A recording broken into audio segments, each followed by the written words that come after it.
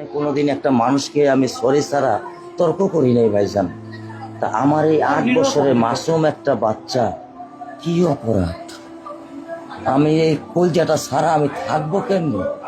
আমার এই বাচ্চাটা আমি ঘরে ঢোকার আগে ফ্রিজের মধ্যে আমার জন্য শরবত বানায় রাখে। আমার বড় মেয়ে না, আমার ছোট মেয়ে 8 বছরের মেয়ে। বাবা শরবত ছবি এখানে লাগাই রাখছে, বাবা তুমি আমাকে নিয়ে যাবা। আমি বলছি আল্লাহ, বাবা তুমি আল্লাহর কাছে যাও, আমার তো নেওয়ার দিয়ে যাওয়ার ক্ষমতা নাই।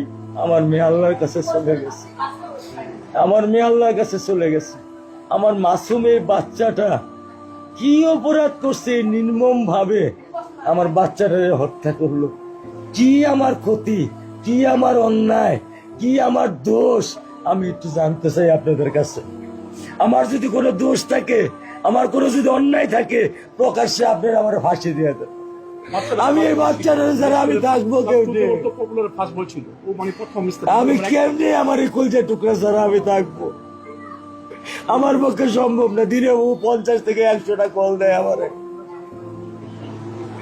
বাবা তুমি কখন আসবা, বাবা তুমি কখন আসবা, বাবা তুমি কখন আসবা।